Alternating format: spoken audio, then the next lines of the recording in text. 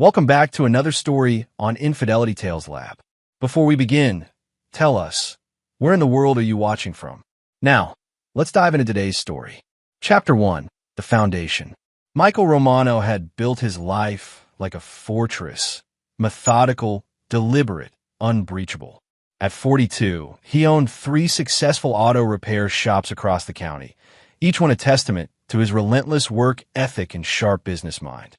His calloused hands told the story of a man who started from nothing, working 16-hour days in his father's cramped garage until he saved enough to buy his first shop at 25.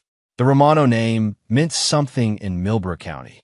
When people needed their cars fixed, they came to Mike. When they needed a loan to get back on their feet, Mike's shops offered payment plans that kept families mobile. He was the kind of man who remembered every customer's name and their children's birthdays. His marriage to Linda Phillips had been the crown jewel of his carefully constructed life. She was the daughter of Millbrook's former mayor, a stunning blonde with a degree in education and aspirations of becoming a principal. They'd met at a charity auction 8 years ago, where Mike had successfully bid on a weekend getaway just to have an excuse to talk to her. "You know that package is for the Catskills, not Hawaii," Linda had teased him that night, her green eyes sparkling with amusement. "Good thing I like mountains," Mike had replied, and 6 months later, he proposed to her on that very same mountaintop. Their children, Emma and David, were 7 and 5 respectively, bright kids who inherited Linda's quick wit and Mike's stubborn determination. Emma was already showing signs of mechanical aptitude, often found in Mike's garage, asking endless questions about engines. David was more artistic, spending hours drawing elaborate superhero stories that Linda proudly displayed on their refrigerator. Mike's world was ordered, predictable, and exactly as he designed it. Every morning, he kissed Linda goodbye at 7:15, dropped the kids at Millbrook Elementary by 7:45, and arrived at his main shop by 8 sharp. Every evening, he was home by 6 for dinner, homework help, and bedtime stories. But perfection, Mike had learned from years of fixing broken-down cars, was often just an illusion hiding deeper problems. The first crack in his fortress appeared 3 weeks before Thanksgiving. Linda had started working late at the school, claiming the principal had given her additional administrative duties. She'd come home flushed and distracted, her usual chatter about her day replaced by vague mentions of paperwork and meetings. Mike noticed because he noticed everything. It was the same attention to detail that helped him diagnose a faulty transmission from the sound of an engine that now picked up on his wife's changing patterns. "Long day?" he'd ask, and Linda would nod, already reaching for her phone to check messages. "Mrs. Henderson's retirement party planning is more complicated than I thought," she'd reply, but her eyes never quite met his. Mike Romano had survived his childhood in Millbrook's rougher neighborhoods by learning to read people. His father, Antonio Romano, had been a hard man who taught him that trust was earned through actions, not words. "People show you who they are, Michael," Antonio would say while they worked side by side in the garage. "You just have to pay attention." Now, watching Linda's behavior shift like a car pulling to one side, Mike paid attention. The second crack appeared when he found a receipt in Linda's purse while looking for a lip balm to help Emma with a scraped knee. Dinner at Romano's, Millbrook's upscale Italian restaurant, for 2 people, charged to Linda's credit card on a Tuesday evening when she claimed to be at a faculty meeting. Mike held the receipt for a long moment, his mind automatically calculating the timeline. Tuesday was 3 weeks ago, the same day he'd taken Emma to her piano lesson and David to soccer practice. Linda had kissed him goodbye that morning, complaining about how boring the faculty meeting would be.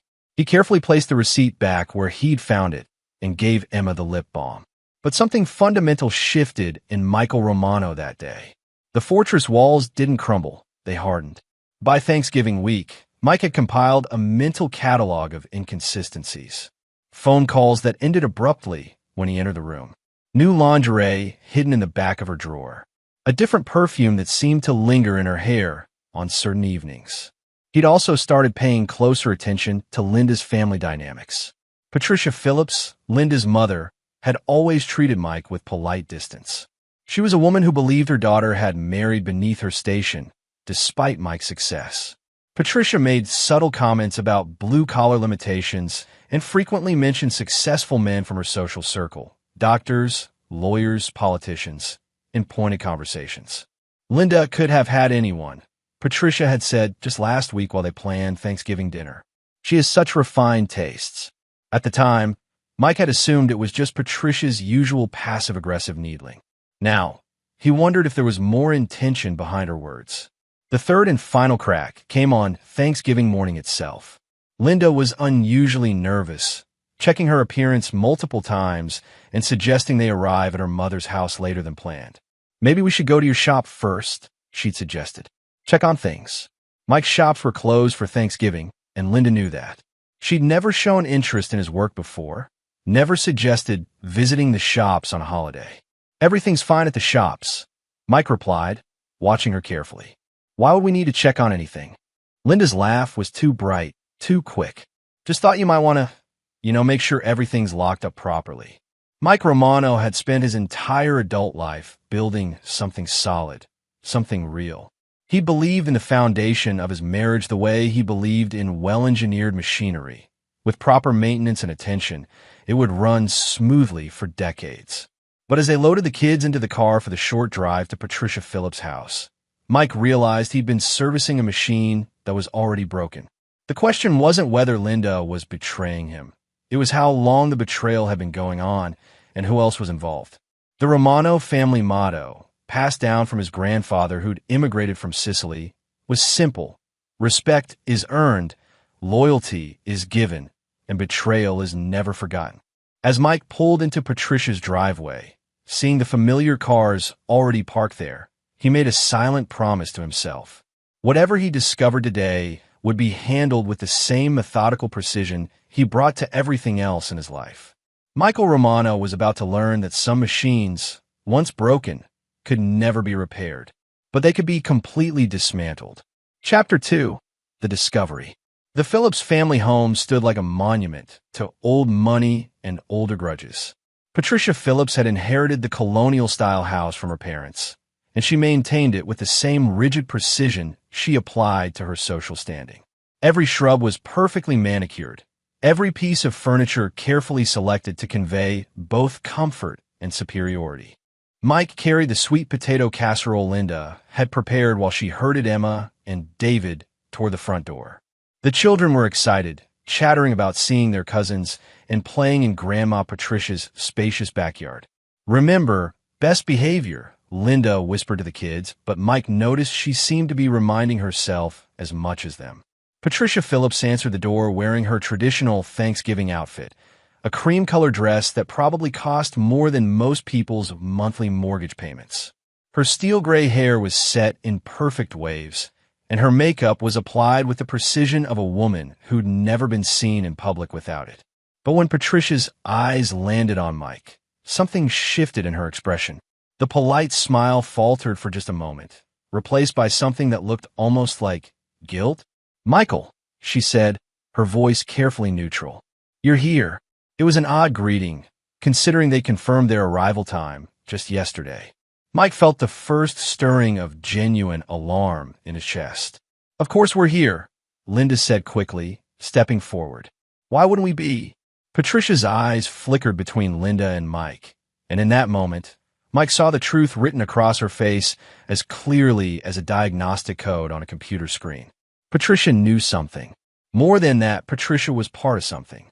"I just thought." "Well, perhaps you might have decided to spend the holiday at home this year," Patricia said, but her words lacked conviction. Mike stepped forward, still carrying the casserole, and extended his warmest smile. "Wouldn't miss it for the world, Patricia. Family's everything, right?" The word family hit its mark. Patricia actually flinched. "Of course," she said, stepping aside to let them in. "Everyone's in the dining room." As they moved through the house, Mike's mind raced through possibilities. The guest list for Patricia's Thanksgiving was always the same. Linda's younger brother Tommy and his wife Rebecca, along with their 2 kids. Patricia's sister Margaret and her husband George. And this year, they'd mentioned that Rebecca's brother would be joining them. Rebecca's brother. Mike had never met the man, but Linda had mentioned him several times recently.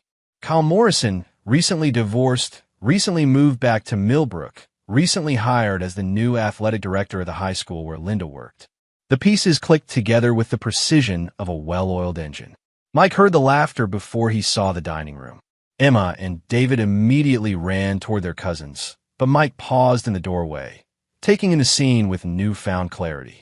The dining table was set for the usual number of people, but there was an intimacy to the gathering that felt exclusive rather than welcoming. Tommy was deep in conversation with a tall, athletic man Mike didn't recognize. Kyle Morrison, no doubt.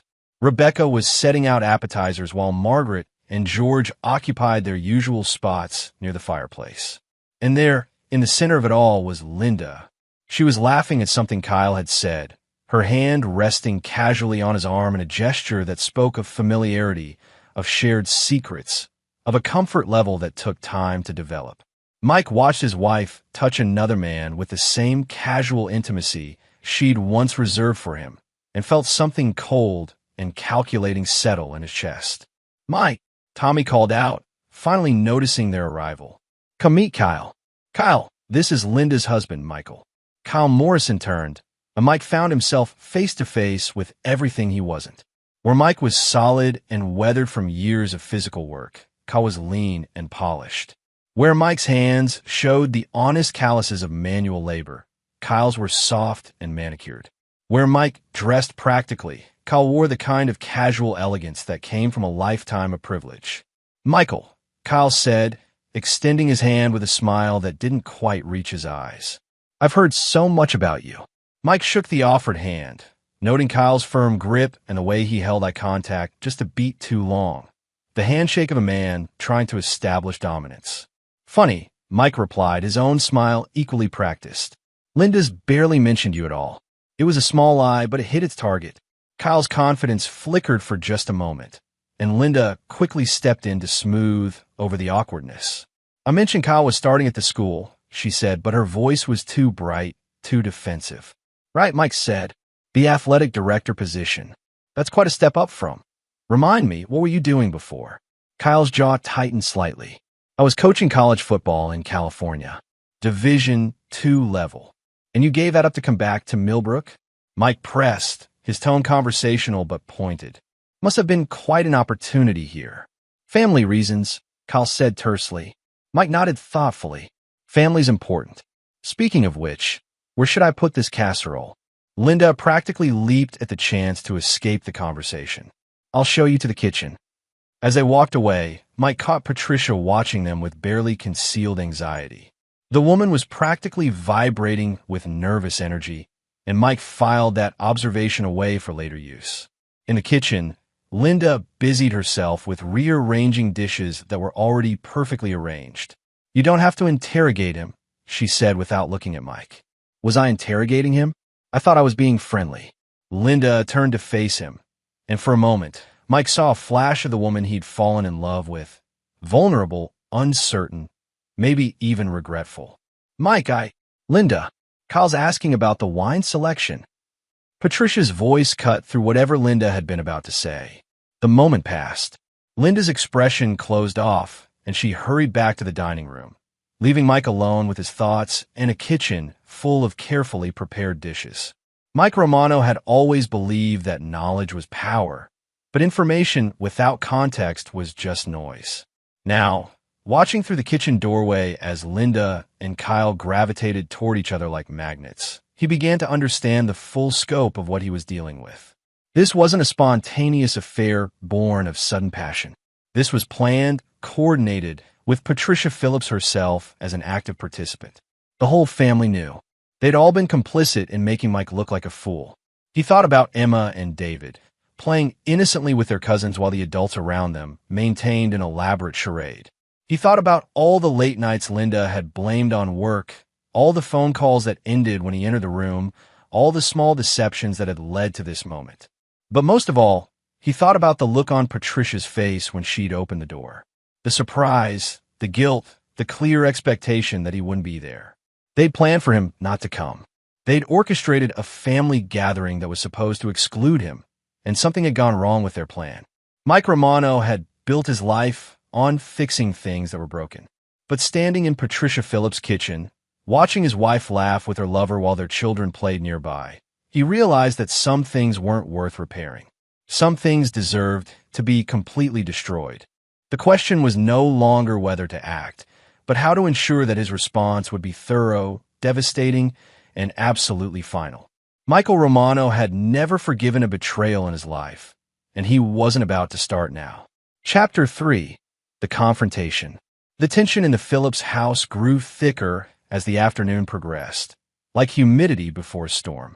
Mike positioned himself strategically throughout the gathering, observing, cataloging, building his case with the methodical precision of a master craftsman. He watched Kyle's hand linger on Linda's back as he passed behind her chair. He noticed how Patricia kept glancing nervously between him and the couple, her usual composure cracking under the weight of her deception. He saw how Tommy and Rebecca exchanged meaningful looks when they thought he wasn't watching. Most tellingly, he observed how Emma and David were being subtly excluded from certain conversations, how the adults would lower their voices or change subjects when the children approached. During dinner, Mike played his role perfectly. He complimented Patricia's cooking, engaged Tommy in conversation about his struggling landscaping business, and even shared a few amusing stories about difficult customers at his shops. To any outside observer, he was the picture of a content family man enjoying a holiday meal. But beneath the surface, Mike was conducting surveillance. "Kyle, Linda tells me you two have been working closely together on some new athletic programs," Mike said during a lull in conversation, his tone friendly and interested. Kyle nearly choked on his wine. Just the standard curriculum review stuff. "That must require a lot of evening meetings," Mike continued. "Linda's been working so late recently." The silence that followed was deafening. Patricia suddenly became very interested in her mashed potatoes. Rebecca started clearing plates that were still half full. Tommy shifted uncomfortably in his seat. Only Linda met Mike's eyes, and what he saw there confirmed everything he needed to know. Not guilt, defiance. She was challenging him to call her out, daring him to make a scene in front of the children. "Well," Margaret finally said, her voice overly bright, "who wants dessert?" After dinner, while the women cleaned up and the men retreated to the living room with football on television, Mike excused himself to use the bathroom. Instead, he made his way to Patricia's home office, a small room where she managed her various charitable organizations and social commitments. Patricia Phillips was a woman who documented everything. Her desk was covered with neat stacks of papers, appointment books, and correspondence. Mike quickly scanned the visible documents, looking for anything that might provide insight into the conspiracy he was uncovering. He found it in Patricia's personal calendar, lying open on her desk. 3 weeks of entries that told a damning story. L and K dinner, Romano's. L shopping for K. K house hunting, L assisting. But it was today's entry that made Mike's blood run cold. Family dinner, M traveling for work. They'd planned for him to be out of town. Someone had told Patricia that Mike would be traveling for work today, leaving Linda free to bring Kyle to family dinner as her, what? Boyfriend? Future husband? Mike photographed the calendar pages with his phone, then quickly returned to the living room where Kyle was pontificating about football strategy to a bored-looking Tommy and George. "You know," Mike said, settling into his chair, "I was just thinking about how nice it is that Linda found such a supportive colleague at work." Kyle's jaw clenched. "We all try to support each other at the school." "Of course. Though I imagine it's been an adjustment, moving back from California. Dating scene's probably pretty different in a small town like Millbrook." "I'm not really focused on dating right now," Kyle said stiffly. Mike nodded sympathetically. "Wise approach. Take time to get established. Figure out what you really want. No point in making any hasty decisions that might complicate things." The threat was subtle but unmistakable. Kyle's face flushed, and he started to respond, but Linda appeared in the doorway at that moment. "Kyle, could you help me with something in the kitchen?" she asked, her voice tight with barely controlled panic. As they left the room together, Mike heard Patricia's voice from the kitchen. "You said he would be traveling. You promised me he wouldn't be here." "Plans change," Linda replied tersely. Mike excused himself and walked quietly toward the kitchen, positioning himself just outside the doorway where he could hear everything. "This is a disaster," Patricia was saying. "He knows something's wrong. I can see it in his eyes. He suspects, but he doesn't know anything for certain," Kyle said. "We just need to be careful." Careful. Patricia's voice rose to a whisper shout. "I've been lying to that man for months. Do you have any idea how hard it's been to watch him with those children, knowing what we're planning?" "What we're planning?" Linda's voice was ice cold. "This was your idea, Mother. You're the one who said I deserved better than a grease monkey. You're the one who introduced me to Kyle." Mike felt the pieces clicking into place. This hadn't started as an affair. It had begun as a calculated campaign orchestrated by Patricia to end Linda's marriage. "I wanted better for you," Patricia said defensively. "Michael's a good man, but he's not. He's not our kind of people. Kyle comes from the right family, the right background. He can give you the life you deserve." "And the kids?" Kyle asked. "What about Emma and David?" The question hung in the air like poison gas.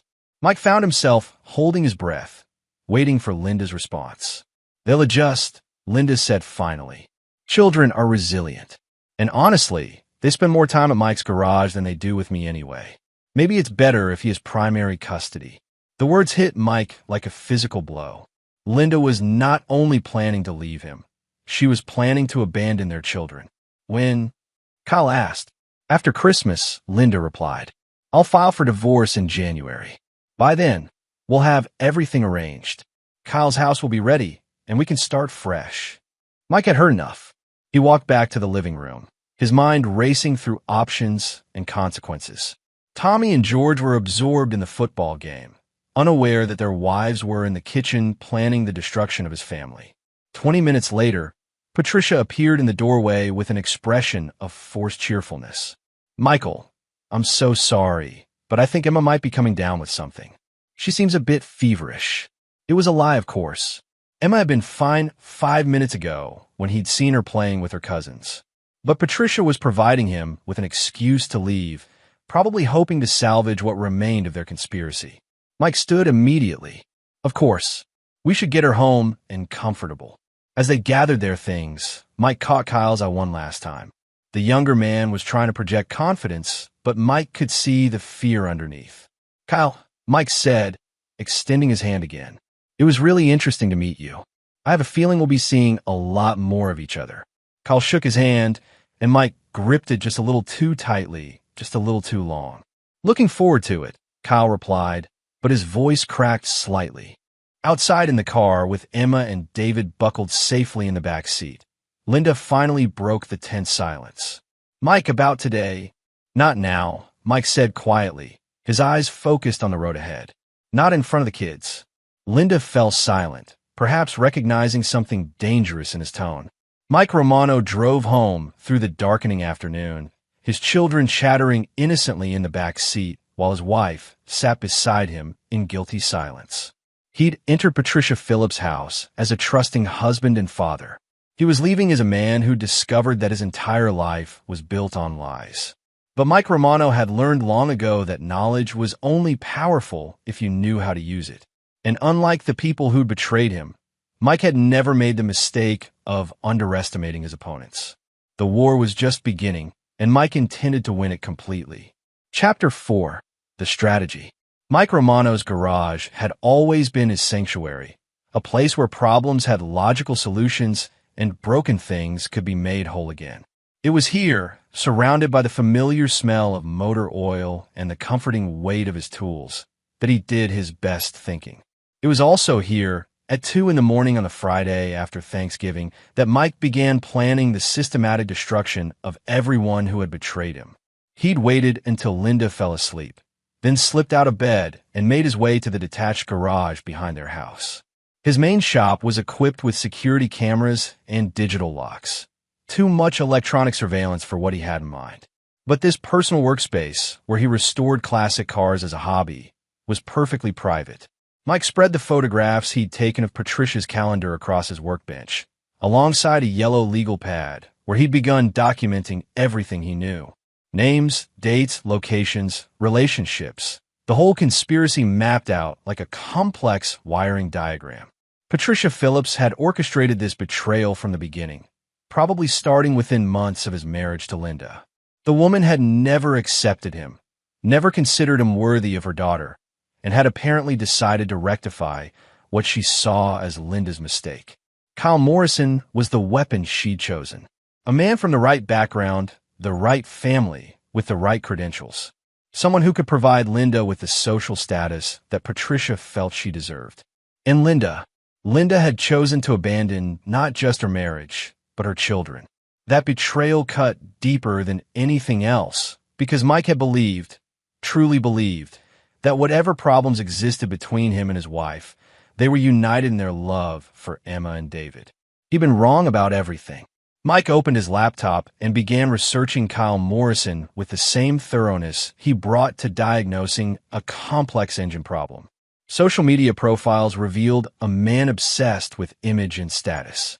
Kyle's Instagram was full of photos from expensive restaurants, luxury vacations, and networking events with what appeared to be wealthy donors and influential politicians.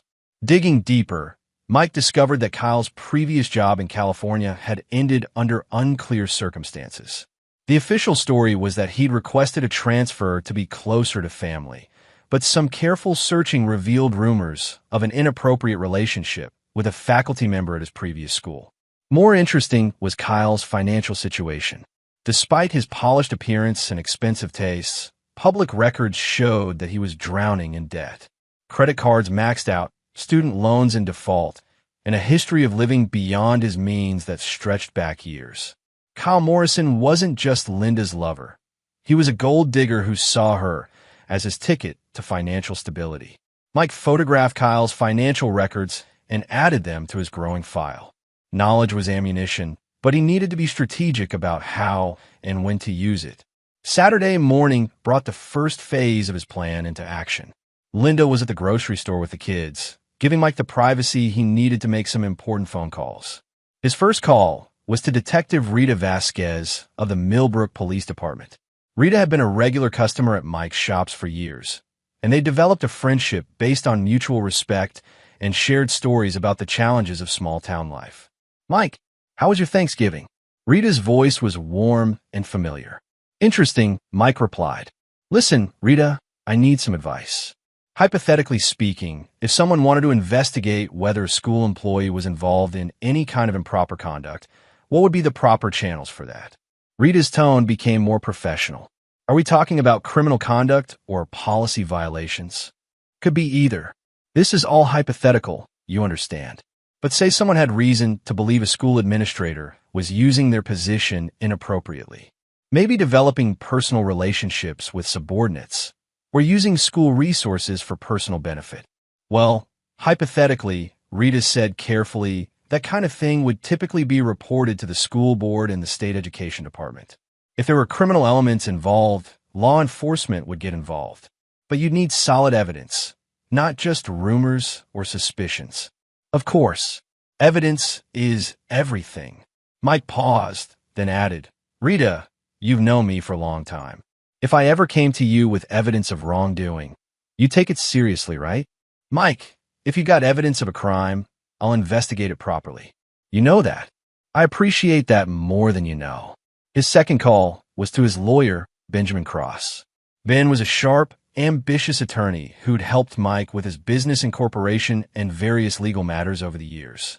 More importantly, Ben was hungry for high-profile cases that could boost his reputation. "Ben, I need to talk to you about divorce law, specifically about asset protection and custody arrangements." Ben's interest was immediately piqued. "Mike, is everything okay at home? Let's just say I'm planning for various contingencies. If a man discovered his wife was planning to leave him and abandon their children, what would be his best legal strategy? Depends on the circumstances. Evidence of abandonment, infidelity, financial misconduct, all of that could impact asset division and custody. But timing is crucial. The spouse who files first often has strategic advantages. What if the husband wanted to ensure he kept primary custody of the children and the majority of marital assets? Ben was quiet for a moment. "Mike, if you're planning to divorce Linda, you need to be very careful about how you proceed. Document everything. Avoid any appearance of impropriety on your part. And whatever you do, don't give her ammunition to use against you." I understand completely. Mike's third call was the most important. His cousin Vincent Romano lived in Boston, where he ran a private investigation firm that specialized in corporate security and domestic relations cases. Vincent had learned his skills in military intelligence before transitioning to civilian work, and he owed Mike several significant favors from years past. "Vinny, I need help with a family situation." "What kind of help?" Mike outlined the basic situation, the affair, the conspiracy, the planned abandonment of his children, without providing specific names or details. "You want them destroyed," Vincent said. "It wasn't a question. I want them to face the consequences of their choices, completely and permanently." "That's what I figured. Give me the details." Mike spent 20 minutes briefing his cousin on everything he discovered. Vincent listened without interruption, occasionally asking clarifying questions about timelines and relationships. "This is going to take some coordination," Vincent said finally. "But it's doable. The key is making sure everything appears to happen naturally, as a result of their own actions rather than any intervention on your part." "That's exactly what I want. I'll need a week to set up surveillance and gather additional intelligence." "Can you maintain the status quo that long?" Mike considered the question. Linda and Kyle thought they were operating in secret, probably feeling smug about how cleverly they'd managed their affair. Patricia Phillips believed she was protecting her daughter from an unsuitable marriage. None of them suspected that Mike knew the truth. "I can give you 2 weeks.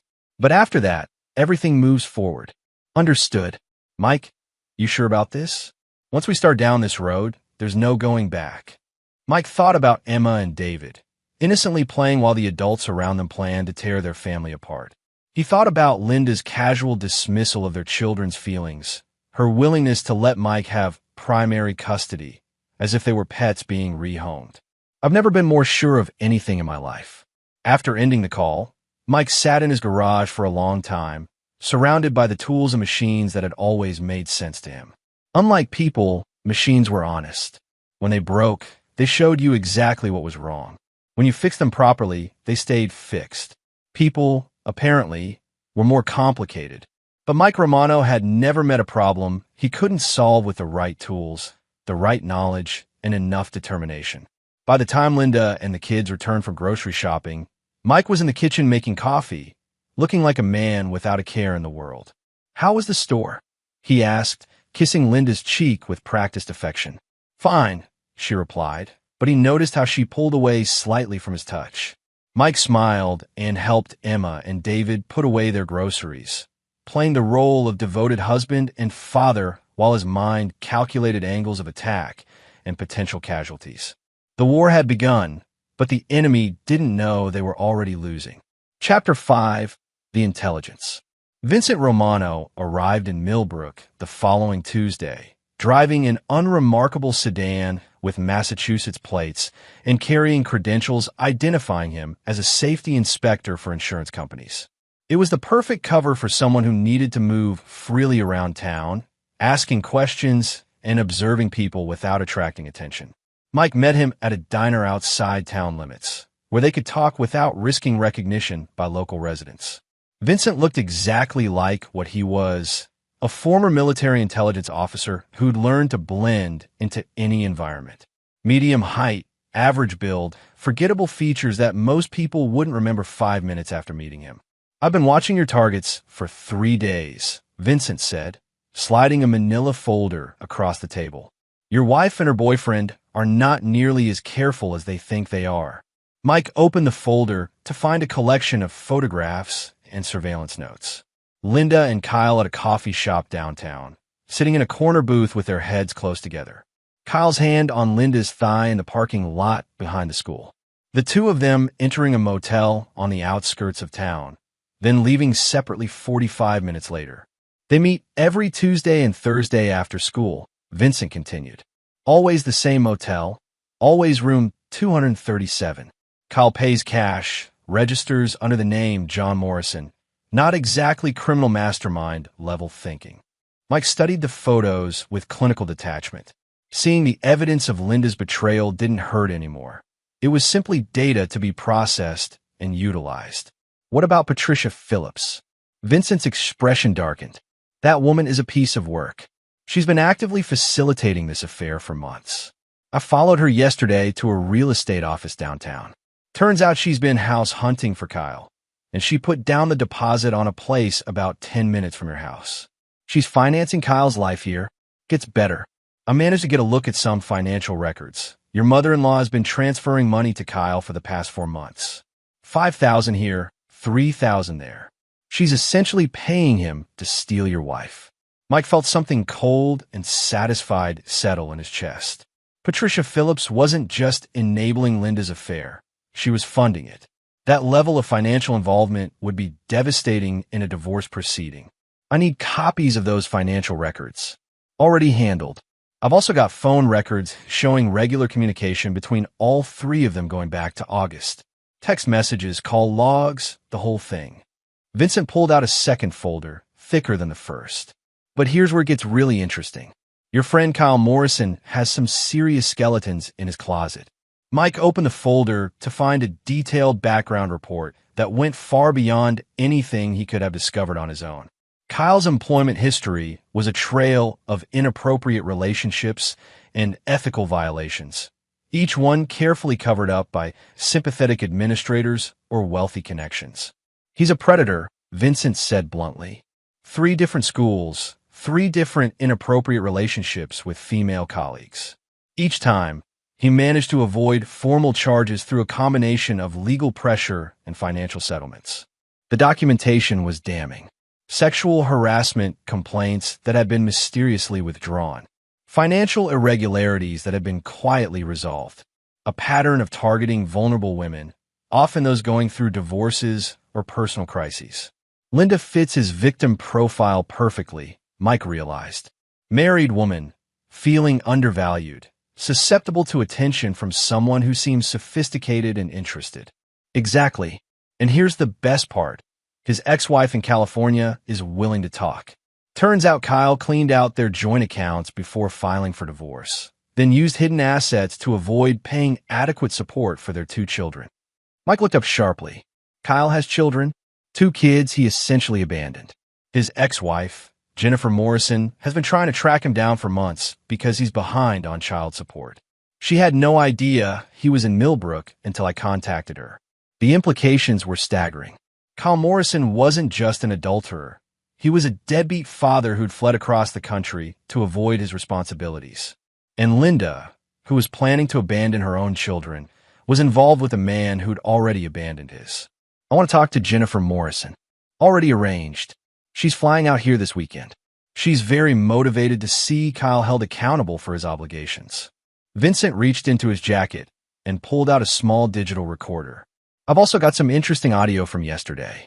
Kyle and your mother-in-law had quite a conversation.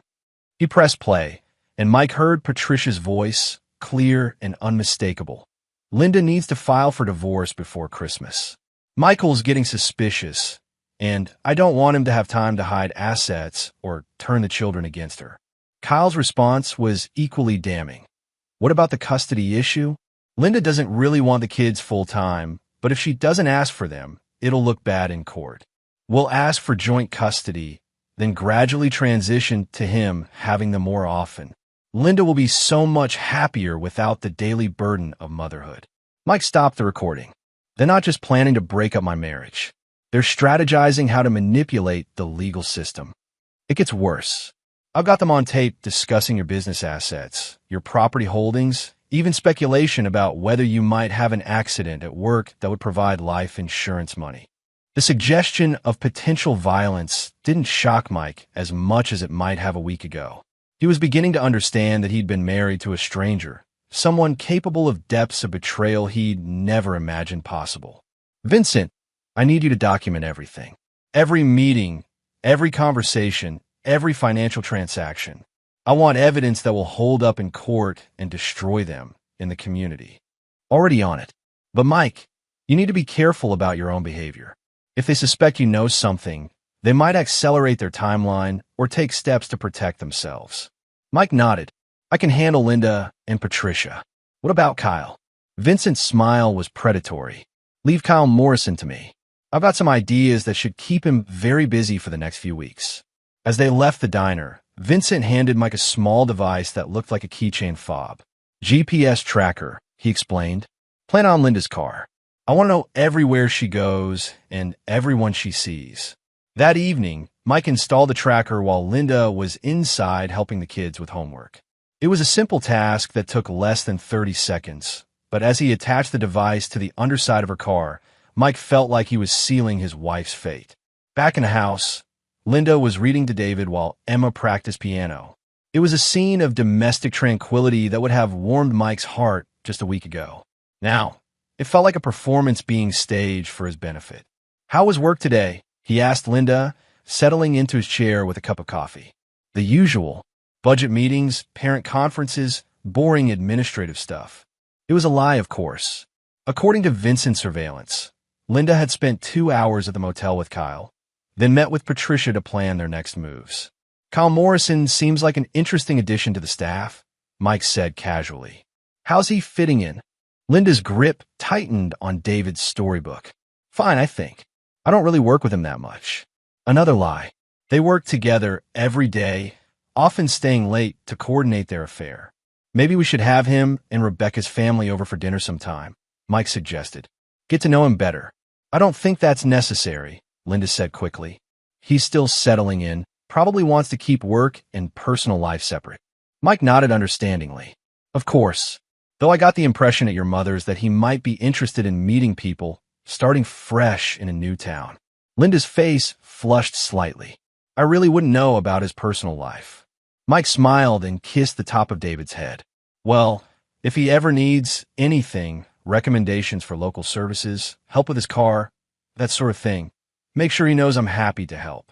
It was a subtle threat wrapped in neighborly concern, and Linda seemed to recognize it as such. She finished David's story quickly and sent both children upstairs to get ready for bed. Mike, she said once they were alone, is everything okay? You've seemed different since Thanksgiving. Different how? I don't know. More attentive, I guess. More interested in my work, my co-workers. Mike pulled her close, noting how she stiffened slightly at his touch. Can't a man take interest in his wife's career? I'm proud of what you do, Linda. I want to support you however I can. Linda searched his face, looking for signs of suspicion or anger. Mike kept his expression neutral, loving, slightly puzzled by her concern. I love you, he said, and was surprised to find that some part of him still meant it, or at least still loved the woman he'd thought she was. I love you too, Linda replied, but the words sounded hollow, rehearsed. That night, as Linda slept beside him, Mike lay awake staring at the ceiling and planning the final phase of his campaign. Vincent's intelligence gathering was providing him with more ammunition than he'd dared hope for, but intelligence was only valuable if you knew how to weaponize it effectively. Mike Romano had learned patience from years of careful mechanical work, but his patience was nearly exhausted. Soon, it would be time to show Linda, Kyle, and Patricia Phillips what happened when you betrayed the wrong man. The only question was whether to destroy them quickly or slowly. Mike was beginning to think that slow would be more satisfying. Chapter 6. The Trap.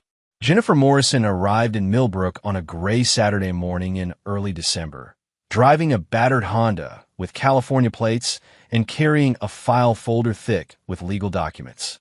Mike met her at the same diner where he'd been meeting Vincent, but this time he chose a corner booth where they could speak privately without interruption. Jennifer was nothing like what Mike had expected. Where Kyle projected polished sophistication, his ex-wife was obviously struggling. Her clothes were clean but worn, her car had seen better days, and she carried herself with the weary determination of a woman who'd been fighting an uphill battle for too long. Mr. Romano, she said, shaking his hand with a firm grip. Thank you for agreeing to meet with me. Vincent explained that you've been affected by Kyle's presence in your community. You could say that, Mike replied. I understand he owes you a significant amount of money. Jennifer's laugh was bitter. Significant doesn't begin to cover it. Kyle hasn't paid a dime in child support since he left California 6 months ago. My kids are 10 and 12, and they keep asking when Daddy's going to visit or why he doesn't call anymore. She opened her folder and spread documents across the table. This is what Kyle Morrison really looks like when you strip away the charm and the lies. Mike studied the papers with growing amazement. Court orders for child support that Kyle had ignored. Bank records showing that he'd systematically emptied their joint accounts before filing for divorce. Credit card statements revealing thousands of dollars spent on luxury items while his children's school fees went unpaid.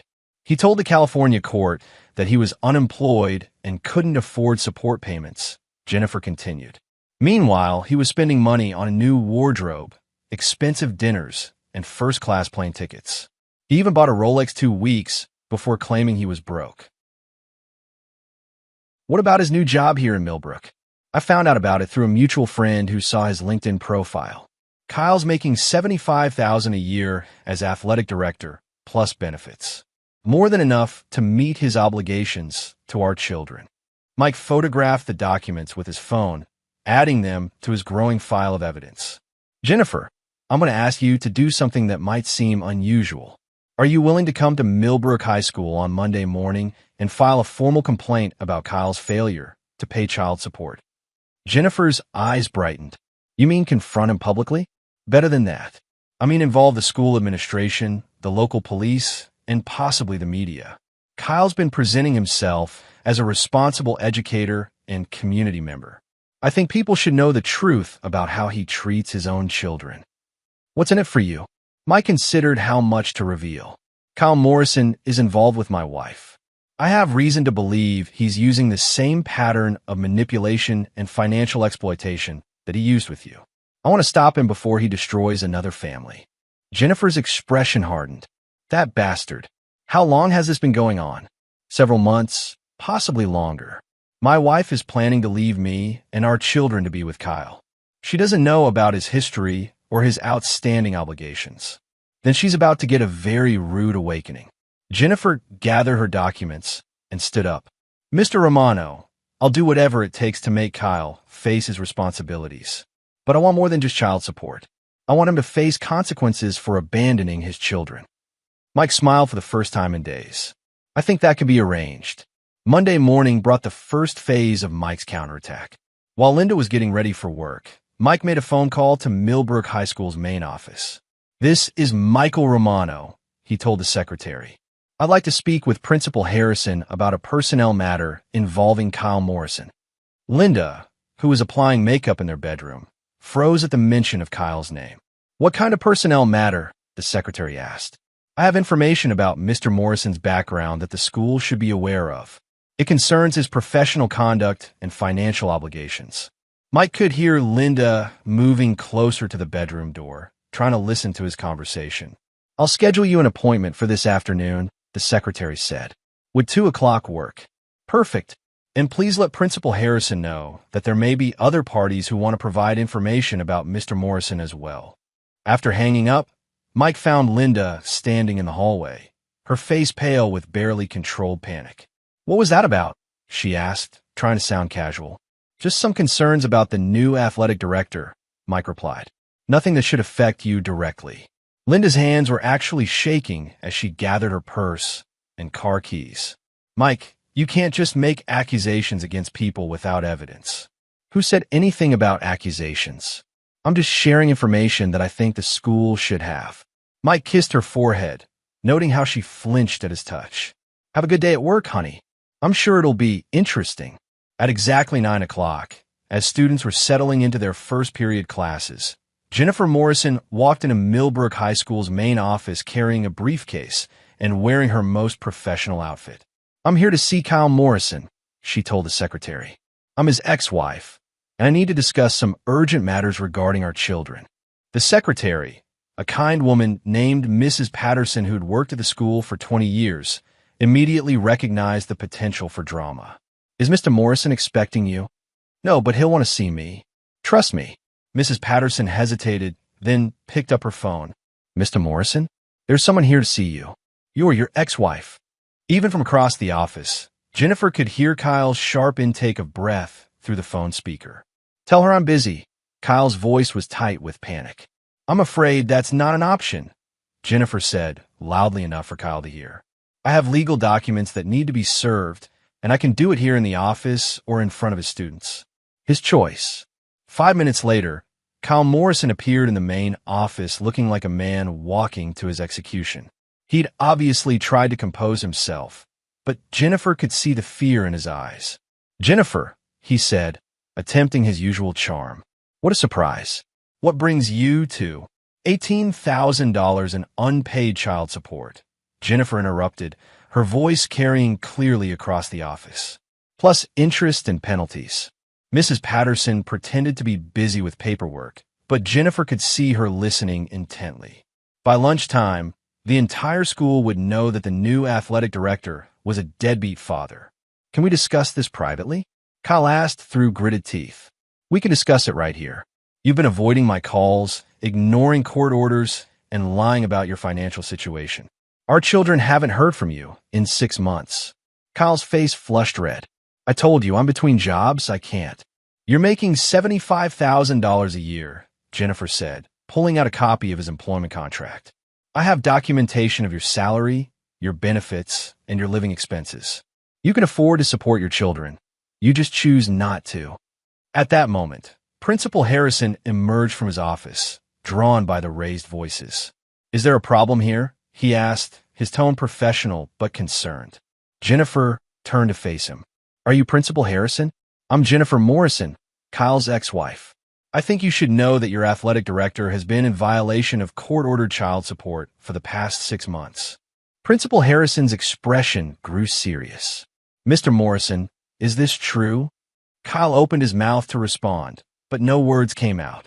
He stood there like a fish gasping for air while his carefully constructed new life began to crumble around him. "I have all the documentation," Jennifer continued, addressing Principal Harrison. "Court orders, payment records, employment verification. Kyle has been systematically avoiding his obligations to his children while living a comfortable lifestyle here in Millbrook." "My office," Principal Harrison said quietly. "All of us." Now, as they walked toward the principal's office, Kyle shot Jennifer a look of pure hatred. But she was beyond caring about Kyle's feelings. She'd spent months worried about paying rent and buying groceries while he was playing house with another man's wife. At 2 o'clock, Mike arrived for his appointment with Principal Harrison. The secretary, who'd obviously had an eventful morning, greeted him with knowing sympathy. "Mr. Romano, Principal Harrison is ready to see you. And I think you should know, it's been quite a day regarding Mr. Morrison." Principal Harrison was a thoughtful man in his 50s who dedicated his career to education and took the responsibility of hiring quality staff seriously. When Mike entered his office, Harrison looked like someone who'd just discovered a major problem. "Mr. Romano, thank you for coming in. I understand you have concerns about Kyle Morrison." "Linda, these photographs were provided by a private investigator. They appear to show you and Kyle Morrison in compromising situations over a period of several months." Linda stared at the photos in horror. Someone had been watching them, documenting their affair, building a case against them. The only question was who. I need to speak with a lawyer," she whispered. At noon, Mike Romano received a phone call from his wife. "Mike, I need to come home. There's been an emergency at school, and I need to talk to you." "Of course," Mike said. "I'll be here." Linda arrived home 20 minutes later, looking like a woman in shock. Mike was waiting in the living room with a cup of coffee and an expression of concerned confusion. "What happened?" he asked. Linda sat down heavily on the couch, her hands shaking. "Mike, there are some things I need to tell you. Things I should have told you a long time ago." "Okay," Mike said gently. "I'm listening." Linda took a shuddering breath. I've made some terrible mistakes. I've been seeing someone else, and now everything is falling apart." Mike let the confession hang in the air for a moment, then moved to sit beside her. "Linda, how long has this been going on?" "Since August. His name is Kyle Morrison. He's the new athletic director at school. I know this is devastating, and I know you have every right to hate me, but I need you to know that I never meant for it to get this far." Mike took her hands in his, noting how she flinched at his touch. "Tell me everything." For the next hour, Linda confessed to the affair with Kyle, though she carefully omitted her mother's involvement and her plans to leave him. She painted herself as a woman who'd been swept away by unexpected attraction, someone who'd made terrible choices, but who genuinely regretted them. "I want to end it," she said through tears. "I want to fix our marriage, Mike. Can you forgive me?" Mike studied his wife's face, seeing the calculation behind her apparent remorse. Linda wasn't confessing because she felt guilty. She was confessing because she'd been caught and was trying to minimize the damage. Linda, forgiveness isn't something that happens overnight. This is going to take time to work through. I know. I'll do whatever it takes. Counseling, therapy, whatever you think we need. Mike nodded thoughtfully. What about Kyle? How does he feel about you ending the relationship? Linda's expression tightened. Kyle has his own problems to deal with. He lied to me about his past, about his children, about his financial situation. I realize now that I didn't really know him at all. His children. He has 2 kids in California that he abandoned. He owes thousands in child support. Everything he told me was a lie. Mike felt a surge of satisfaction. Linda was discovering what it felt like to be betrayed, to realize that someone you trusted had been lying to you for months. That must be very difficult, he said sympathetically. Mike, I know I don't deserve another chance, but I'm asking for one anyway. Our children need their family intact. Can we at least try to save our marriage? Mike looked into Linda's eyes and saw desperation, fear, and calculation. She wasn't asking for forgiveness. She was negotiating for survival. We could try, he said finally. But Linda, there have to be conditions. Complete honesty from now on. No more contact with Kyle Morrison. Full transparency about your activities and communications. Linda nodded eagerly. Yes, absolutely. Whatever you need. And Linda, I'm going to need you to sign some documents acknowledging the affair and agreeing to the conditions I mentioned. For our own protection, in case we need couples therapy or legal guidance. Linda hesitated for just a moment, then nodded. Of course. Mike pulled her close, feeling her body tense in his arms. We'll get through this, he whispered. Our family is stronger than one mistake. But as he held his lying wife and made promises about forgiveness and second chances, Mike Romano was already planning the final phase of his revenge. Because Mike Romano had never forgiven a betrayal in his life, and he wasn't about to start now. Chapter 8. The Destruction. The document Linda signed that evening was carefully crafted by Benjamin Cross to be much more than a simple acknowledgement of infidelity. Hidden within the legal language of what appeared to be a marital reconciliation agreement were clauses that would give Mike significant advantages in any future divorce proceedings. Linda, eager to salvage what she could from her crumbling situation, signed without reading the fine print. She was focused on damage control, unaware that Mike was orchestrating her complete downfall. Thursday morning brought devastating news for Kyle Morrison. Principal Harrison called him into the office to announce that the school board had voted to place him on immediate administrative leave, pending a full investigation into his conduct. Kyle, effective immediately, you're barred from school property and prohibited from contacting students or faculty members, Harrison said, handing him a formal letter.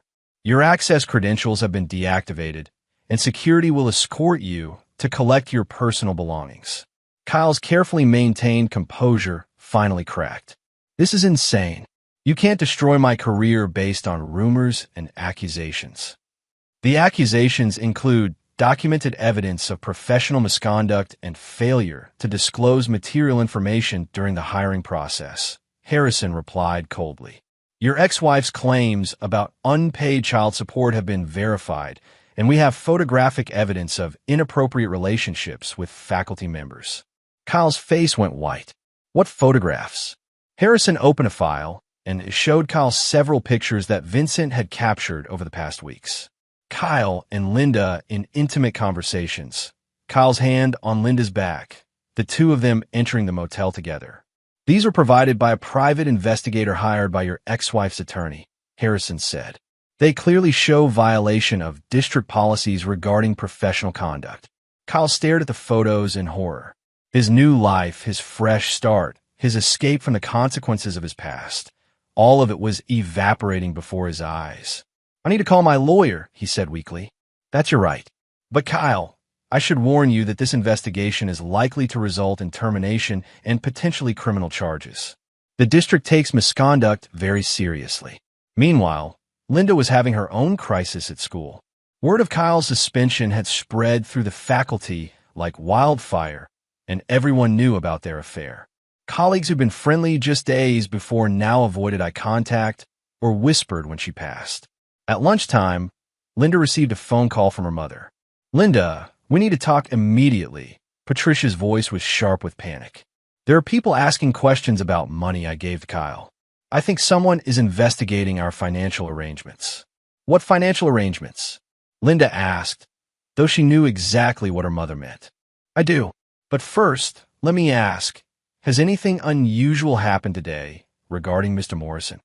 Harrison's expression was grim. His ex-wife showed up this morning with evidence that he's been violating court orders for child support. "It's concerning." Mike nodded sympathetically. "That aligns with some of the information I've uncovered." "Principal Harrison, I believe Kyle Morrison has been misrepresenting himself to this school and to our community." Mike spread his own documentation across Harrison's desk. Financial records showing Kyle's debt problems. Employment records revealing the pattern of inappropriate relationships. Character references from California that painted a very different picture than Kyle's polished resume. "Good God," Harrison muttered as he reviewed the documents. "How did this get past our background check?" "Kyle's very good at presenting himself in the best possible light," Mike replied. "But his track record speaks for itself. And I'm afraid there may be additional issues developing right here in Millbrook." Harrison looked up sharply. "What kind of issues?" Mike hesitated, as if reluctant to speak. "I've heard rumors about inappropriate relationships with faculty members. Nothing concrete, you understand, but given his history." "Do you have any evidence of current misconduct?" "Not yet. But Principal Harrison, patterns tend to repeat themselves. Kyle Morrison has left a trail of damaged relationships and financial irresponsibility everywhere he's been. I don't think Millbrook High School should be his next victim." Harrison leaned back in his chair, clearly troubled. "Mr. Romano, I appreciate you bringing this to my attention. I'm going to need to conduct a thorough review of Mr. Morrison's employment and behavior since he started here." "Of course." "And Principal Harrison, if you need any additional information or documentation, please don't hesitate to call me." As Mike left the school, he felt a deep satisfaction settling in his chest. Kyle Morrison's carefully constructed new life was beginning to unravel, and this was just the beginning. Phase 1 of the trap was complete. Kyle was now under official scrutiny, his ex-wife was pursuing him for child support, and his reputation in the community was starting to crack. But Mike Romano was just getting started. Chapter 7. The Reckoning.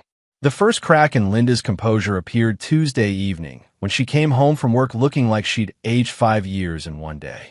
Mike was in the kitchen helping Emma with her math homework while David built an elaborate Lego construction on the dining room table. "How was your day?" Mike asked with genuine curiosity. Linda dropped her purse on the counter with more force than necessary. "There were some administrative issues at school. Nothing important." Mike nodded sympathetically while Emma worked through a particularly challenging problem. "These things happen. I'm sure whatever it is will work itself out." Linda's phone buzzed with a text message. She glanced at it, and Mike saw her face go pale. "I need to make a phone call," she said, heading toward their bedroom. Mike waited until he heard the bedroom door close, then quietly followed. Linda's voice was barely audible through the door, but her distress was unmistakable. "He knows something, Kyle. Principal Harrison spent 2 hours asking questions about you today. And your ex-wife. Why didn't you tell me about your ex-wife?" Mike couldn't hear Kyle's response, but Linda's next words were crystal clear. $18,000? You owe $18,000 in child support? How could you not mention that you have children?" There was a long pause. Then Linda's voice rose to an angry whisper. "Don't you dare blame me for this. You said you were divorced with no complications. You said you were starting fresh. This is exactly the kind of thing that could destroy everything we've worked for." Mike smiled grimly. Linda was beginning to understand that Kyle Morrison wasn't the prize she'd thought he was. But she had no idea how much worse things were about to get. Wednesday brought phase 2 of Mike's plan into action. Vincent had spent the previous evening strategically placing evidence where it would be discovered by the right people at the right time. At 8 in the morning, an anonymous tip reached the state education department reporting possible ethics violations by Kyle Morrison. The tipster claimed to have evidence of an inappropriate relationship between the athletic director and a married faculty member. At 9 o'clock, Patricia Phillips received a phone call at her home from a woman claiming to be a private investigator working for Kyle's ex-wife. Mrs. Phillips, I understand you've been providing financial assistance to Kyle Morrison. I'm calling to inform you that this money may be subject to garnishment for unpaid child support. I don't know what you're talking about, Patricia said, but her voice lacked conviction. Ma'am, we have bank records showing transfers from your account to Kyle Morrison's account totaling over $20,000. That money belongs to his children, and my client intends to recover it. At 10 o'clock, Kyle Morrison was called into Principal Harrison's office for a formal interview. Harrison had spent the previous evening reviewing Kyle's personnel file and making phone calls to references in California. Kyle, I'm going to ask you some direct questions, and I need honest answers, Harrison said. Are you currently involved in a personal relationship with any member of the faculty or staff? Kyle's hands clenched in his lap. I don't think my personal life is relevant to my job performance. That's not what I asked. Are you currently involved in a personal relationship with any member of this school's faculty or staff? The silence stretched for nearly a minute before Kyle finally answered. I've developed friendships with several colleagues. Friendships or something more intimate? Kyle's lawyer instincts kicked in. I'm not comfortable discussing my private relationships without legal representation. Harrison leaned forward. Kyle, you're not under arrest, but your employment here requires adherence to professional standards and district policies. If you're unable to answer basic questions about your conduct, I'll have to assume you have something to hide. At 11 o'clock, Linda Romano was called into Harrison's office. She'd been dreading this moment since Tuesday, but she'd hoped Kyle would handle the situation before it reached her. Linda, thank you for coming in. I need to ask you about your relationship with Kyle Morrison. Linda's mouth felt dry as cotton. He's a colleague. We work together on various administrative projects. Has your relationship with Mr. Morrison ever extended beyond professional collaboration? The question hung in the air like a loaded gun. Linda knew that Harrison wouldn't be asking unless he already suspected the truth, but admitting to the affair would destroy her career, her marriage, and her children's lives. I don't know what you're implying, she said carefully. Harrison opened a folder on his desk and removed several photographs. Linda's heart stopped as she recognized herself and Kyle at Romano's restaurant, in the school parking lot, entering and leaving the motel. Don't play innocent with me. The money I've been giving Kyle to help him get established, there are lawyers saying it can be seized for child support. I could lose everything I've invested in getting you away from Michael. Linda felt the last of her carefully constructed plans collapsing. Mother, I told Mike about the affair. I'm trying to save my marriage. The silence on the other end of the phone was deafening. You did what? Patricia's voice was ice cold. Kyle lied to me about everything. He has children he abandoned, debts he's been hiding. The whole relationship was based on lies. So you're just giving up? Throwing away months of careful planning to go crawling back to your grease monkey husband? Mike has offered me a second chance. That's more than I deserve after what I've done. Patricia's laugh was bitter. You stupid girl. Don't you understand that Michael already knows everything? Nobody just forgives adultery like this. He's planning something, and you're walking right into his trap. Friday afternoon brought the final blow to Kyle Morrison's rapidly disintegrating life. Jennifer Morrison, accompanied by a local sheriff's deputy, arrived at Kyle's apartment with a court order for asset seizure. Kyle Morrison, you're under arrest for willful violation of court-ordered child support, the deputy announced as Kyle opened his door. Kyle's neighbors gathered on their porches and balconies to watch as he was handcuffed and led to a patrol car. His expensive clothes, his polished image, his carefully crafted persona, none of it mattered anymore. He was just another deadbeat dad being arrested for abandoning his children. Jennifer watched with grim satisfaction as deputies carried boxes of Kyle's possessions out of his apartment. The Rolex he'd bought while claiming poverty, the designer suits he'd worn to seduce other men's wives, the expensive electronics he'd purchased with money that should have gone to his children, all of it would be sold to pay his debts. Your children will finally get the support they deserve, Jennifer told Kyle as he sat in the back of the patrol car. And every woman in this town will know exactly what kind of man you really are. That evening, Mike made his final move. He arranged for Linda to come home to an empty house. He'd taken Emma and David to his sister's house for a sleepover and waited for her in their living room. "Mike, where are the kids?"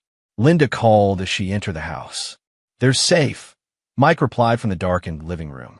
"We need to talk." Linda found him sitting in his chair, a manila folder in his lap, and an expression she'd never seen before on his face. "Sit down, Linda." Something in his tone made her freeze. This wasn't the understanding, forgiving husband who'd held her just days before. This was someone else entirely. "Mike, what's wrong?" "Sit down." Linda sat on the couch, her hands trembling slightly. Mike opened the folder and began laying photographs on the coffee table between them. Pictures of Linda and Kyle at restaurants, at the motel, an intimate conversation at school. Then came the documents. Financial records showing Patricia's payments to Kyle, phone records documenting months of communication, hotel receipts, credit card statements. "I know everything, Linda. Every lie, every secret meeting, every plan you and your mother made to destroy our marriage." Linda stared at the evidence in horror. "Mike, I told you about the affair. I confessed everything. You confessed to a fraction of the truth. You didn't tell me about your mother's involvement. You didn't tell me about the house she bought for Kyle. You didn't tell me about your plan to abandon our children and start a new life." Mike pulled out his phone and played a recording. Linda heard her own voice clearly. "They'll adjust. Children are resilient. And honestly, they spend more time at Mike's garage than they do with me anyway. Maybe it's better if he has primary custody." Linda's face went white. "Where did you get that?" "I have recordings of all your conversations with Kyle and your mother. I have financial records showing how Patricia funded your affair. I have evidence that would destroy you in any divorce proceeding." Linda started to cry, but Mike felt no sympathy for her tears. "Mike, please. I made mistakes, but we can fix this. Our children need their mother. Our children deserve better than a mother who is willing to abandon them for a man who abandons his own children." Mike's voice was completely calm. "Linda, you made your choice. Now you get to live with the consequences. What do you want from me?" Mike pulled out a set of legal documents. "You're going to sign these papers agreeing to an uncontested divorce. I get full custody of Emma and David, along with the house and primary ownership of my businesses. You get visitation rights and enough money to start over somewhere else. And if I refuse?" Mike's smile was cold. "Then I release all of this evidence to the court, to your school district, to the local newspaper, and to anyone else who might find it interesting. Your career will be over, your reputation will be destroyed, and you'll still lose custody of the children because no judge will award them to a woman who planned to abandon them." Linda stared at the documents through her tears. "This isn't forgiveness. This isn't giving our marriage a second chance." "No," Mike agreed. "This is justice. You betrayed our marriage, our children, and our family. Kyle betrayed his children and his ex-wife. Your mother betrayed any trust one might have had in her. None of you deserve forgiveness." Mike stood up and walked to the window, looking out at the neighborhood where they'd planned to raise their children together. "Kyle's in jail, Linda. His career is over, his reputation is destroyed, and he'll be paying child support for the next decade. Your mother is facing legal action from his ex-wife's attorneys. And you get to choose between signing these papers or facing the consequences of having everything made public." Linda picked up the pen with shaking hands. "What about Emma and David? How will you explain this to them?" "I'll tell them that sometimes people make choices that hurt the people they're supposed to love. I'll tell them that actions have consequences and that their mother chose to leave rather than face the consequences of her actions." Mike turned back to face his wife, his soon-to-be ex-wife, as she signed away her rights to their children and their life together. "You can stay here tonight," he said quietly, "but I want you gone by tomorrow evening. Emma and David will be told that Mommy needs to go away for a while to figure some things out." Linda finished signing the papers and looked up at Mike with a mixture of hatred and despair. "You planned all of this," she said. "You never intended to forgive me." "I plan to protect my children from people who would hurt them," Mike replied. "That includes their mother, if necessary." As Linda left the house that night to stay at her mother's, Mike Romano sat alone in his living room and felt a deep satisfaction settle over him.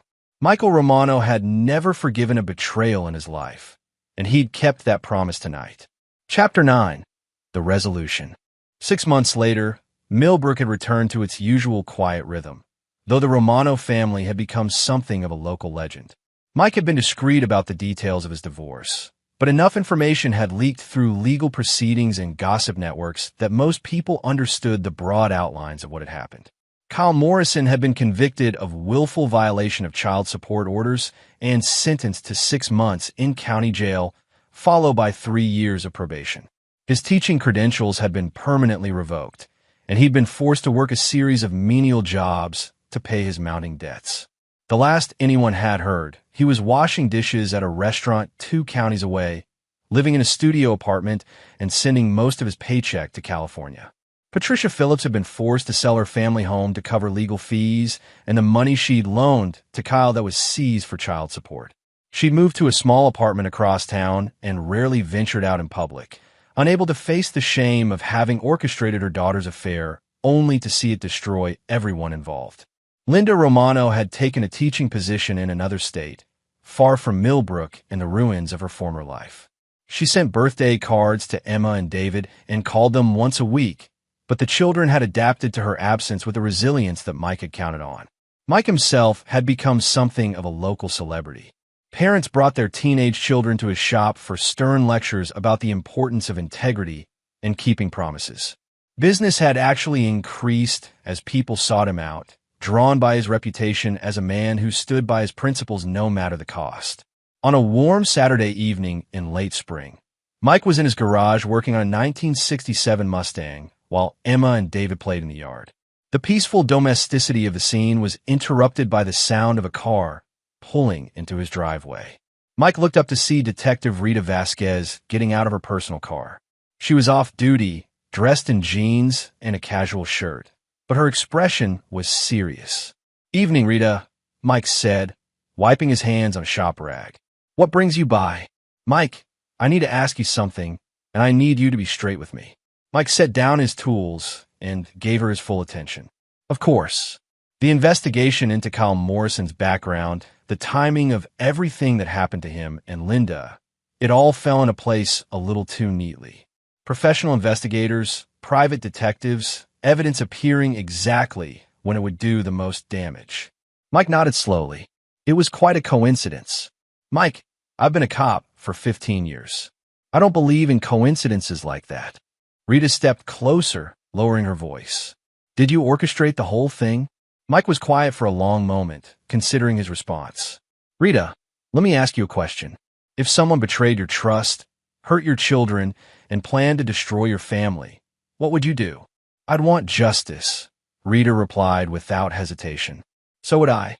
The question is whether you wait for the system to deliver justice, or whether you take steps to ensure that justice actually happens." Rita studied his face. "That's not really an answer. It's the only answer I can give you." Mike picked up his wrench and returned to work on the Mustang. Kyle Morrison abandoned his children and seduced another man's wife. Linda Romano planned to abandon her children for a man who'd already proven he abandons children.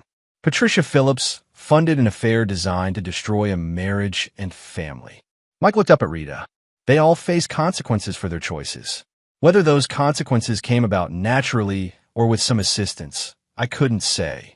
Rita was quiet for several minutes, watching Mike work. "Off the record," she finally said, "I'm glad things worked out the way they did. Those kids of yours are better off without people like that in their lives." "I think so too." Rita started to leave, then turned back. "Mike, whatever did or didn't happen, I hope you know that some lines can't be uncrossed. If you ever did orchestrate something like this, make sure it was worth it." Mike set down his tools and looked at Emma and David, who were chasing fireflies in the gathering dusk. His children were happy, healthy, and safe. They lived in a home filled with honesty and integrity. They would grow up understanding that actions have consequences and that trust, once broken, can never be fully repaired. "It was worth it," he said quietly. After Rita left, Mike finished his work on the Mustang and called the children inside for baths and bedtime stories. As he tucked Emma into bed, she asked the question that had been on her mind for weeks. "Daddy, Is Mommy ever coming home? Mike sat on the edge of her bed and chose his words carefully. Mommy made some choices that hurt our family, sweetheart. Sometimes when people make bad choices, they have to face consequences. Mommy chose to leave rather than face those consequences. But she still loves us, right? In her own way, yes. But love isn't just about feelings, Emma. Love is about making good choices, keeping promises, and putting the people you love first. Mommy couldn't do those things. Emma nodded solemnly. Will you ever leave us, Daddy? Never, Mike said firmly. I will always choose our family first. That's a promise I'll never break. Later that evening, after both children were asleep, Mike sat on his back porch with a beer and reflected on the past year. He'd lost a wife, but he'd saved his children from growing up in a home built on lies and betrayal. He destroyed 3 people who'd tried to destroy him, but he felt no guilt about their fates. Patricia Phillips had taught him that some people would go to extraordinary lengths to get what they wanted, regardless of who got hurt in the process. Kyle Morrison had shown him that some people were fundamentally selfish, willing to abandon their own children for personal comfort. Linda had proven that even the people you trust most can betray you completely.